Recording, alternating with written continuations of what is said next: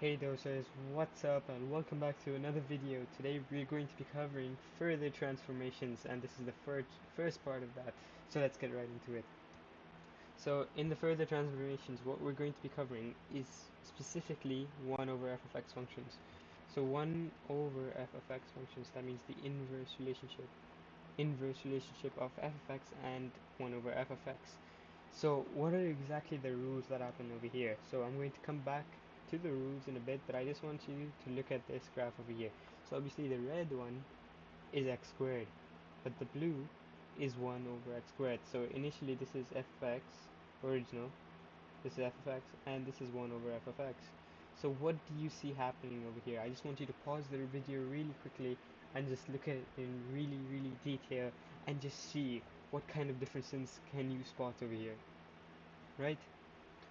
Okay, hopefully you've gone and done that. So now let's look at it. So we obviously see our normal parabola shape of our x squared function. If you don't know what a parabola is, I will be linking a video in the description for you to help you out with that. Go and watch that before you come to this video. So this is our parabolic shape, our very common and very easy to identify parabola shape. But in 1 over x squared, it looks like we have two places where we have asymptotes going. So we have one asymptote which is a vertical asymptote and we have a horizontal asymptote running over here. Now why is that, I wonder, like does it have anything to do with it? So let's look at the graph in a little bit more detail, shall we? Let's zoom in a little bit. So we see over here that obviously our root, we have one singular root over here and that is 0, 0. 0, 0 is our root. And now let's try to identify, since we have already identified that we have two asymptotes, let's look at where we can find our asymptotes. So we see that this line over here, it is merging this way, but it's never really touching the x-axis over here. So I would assume that this would be your horizontal asymptote. So that would be y is equal to 0. Okay, that's strange. Okay, but now let's look at our x. So our x is our horizontal is our vertical asymptote. Sorry. So our vertical asymptote over here, like, it's a little bit hard to identify, but you can kind of see that it's still merging towards. Like, if you were to extend this graph, it would go more and more towards the y-axis, but would never actually intercept with the y-axis. So that means your vertical asymptote, sorry, is also x is equal to 0. So these are your two asymptotes. And that's strange since our root was 0, 0. Does it have anything to do with that? And as you can see here too, we have 2 points in common with the graph. So we have 1, 1 and negative 1, 1. So we have negative 1, 1 here and 1, 1. And both the graphs, f of x and 1 over f of x, both of these have this in common. And I hope you've been able to identify those common features. And I don't think you need to know many more because I haven't taught you the rules yet. But I hope you've identified these common things between both the graphs. So now let's go back to the rules and let's see what the rules say.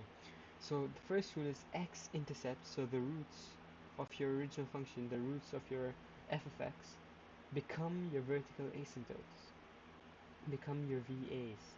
And why this is because your roots of your equation, let's say you had an equation x squared minus 5x plus 6, right? If you had this equation, you'd know that your roots over here is x minus 3 and x minus 2, right? And that would expand. So your root over here would be x is equal to 3 and x is equal to 2. So let's say you had 1 over f of x and you were to plug that into your 1 over f of x function. So if you were to plug in x is equal to 3 or x is equal to 2, you would get 1 over 0. And this is an undefined value. And once again, once you get an undefined value, that becomes your asymptote of your function. So due to this inverse relationship 1 over f of x and due to us getting an undefined value, we cannot have any of the roots of the original f of x function. We cannot have those in there, and they are vertical asymptotes. Next, let's look at something called the fixed points. So our fixed points are x, whatever x value it is, and y being 1. The same thing for x can be any value.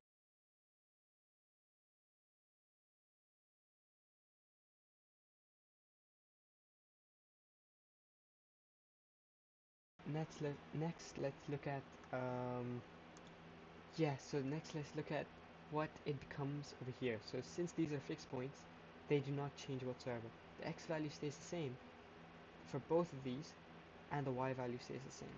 What you have to remember is that for any single graph, when it goes from f of x to 1 over f of x, these 2 points, they never change. Those are the 2 common points over here. You see that? If you see over here, it's so yeah, I messed up a little bit here, didn't I? 1 comma 1, this should be 1 comma 1, sorry, and this should be negative 1 comma 1, yes. Yes, so as I was saying, these are our common points, because y is equal to 1 is here, and y is equal to 1 is also over here, right? So these are our common points. We do not have y is equal to negative 1, otherwise, if it was down here and y was equal to negative 1, then that would also be a fixed point. Now let's look at any regular point that we have, so x comma y. So x comma y, you do the same thing, x stays the same, but y changes as it goes 1 over f of x. F of x can be written as y. I want you to think of f of x as y.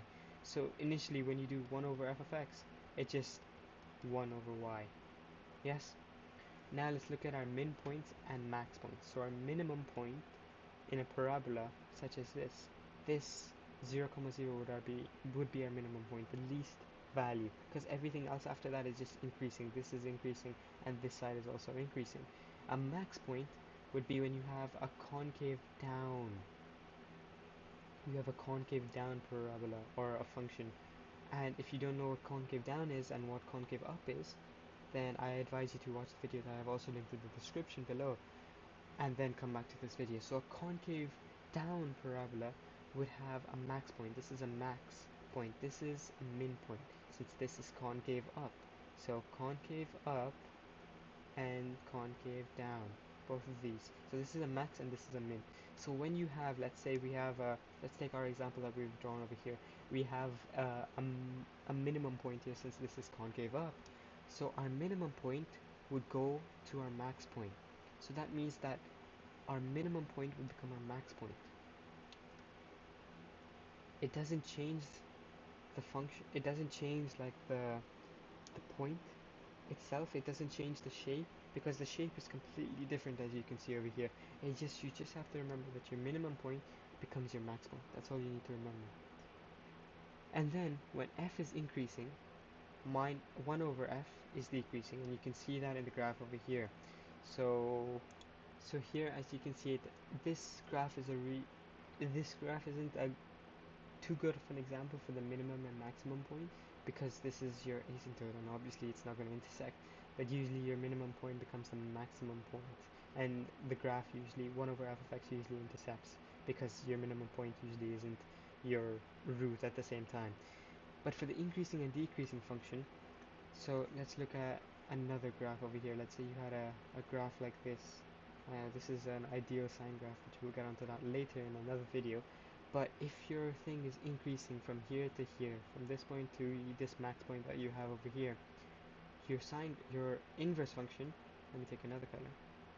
So your inverse function would be decreasing. So since this is increasing, he would be increasing until this point too. And when he starts decreasing, it would start coming up like this.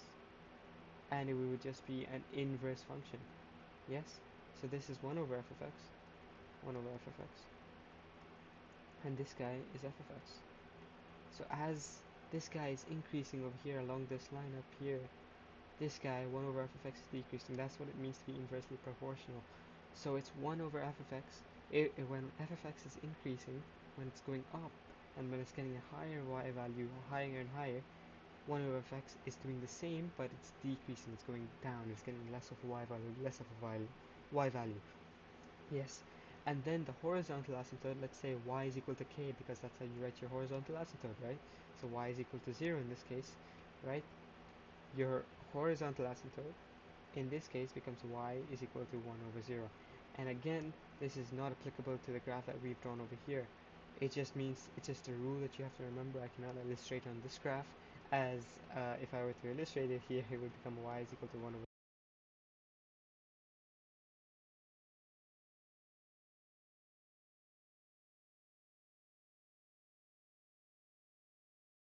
that your horizontal asymptote just changes from y is equal to k to y is equal to 1 over k. And then the vertical asymptotes, if you have any on your original f of x graph, become the zeros of your 1 over f of x. Those are the rules that you need to remember. And I want you to just pause the video, and if you don't understand this, go over it again, because I have set up a challenge question that I want all of you to do and all of you to attempt, because I feel like if you just are able to crack this question without looking at the mark scheme, I think you'll be good with this topic. So once again, this graph did not apply to all of these rules, as it did not have any vertical asymptotes, and the minimum point was a root, so I could not illustrate how it became max point. But in most of the graphs that you encounter, it will be like that, as your minimum point or maximum point will not be a root. And now this is the question that I want you guys to attempt. The mark scheme is on the other slide. This is a drawing question, so do not try to do this on the laptop, and do not try to type it out or whatever, because this is a drawing question. So do it in your books and then check the answer on the next page. Thank you for watching today, and have a good day. See you later, dosers. Sorry, yes, I almost forgot. The Canva slides are in the description below, along with a link for one-on-one tutoring with me for free if you need any extra help. And again, it's completely free. I'm doing this out of the kindness of my heart because I'm such a good person. I know. Thank you so much. But yeah, feel free to book a session whenever you want. Thank you. Have a good day.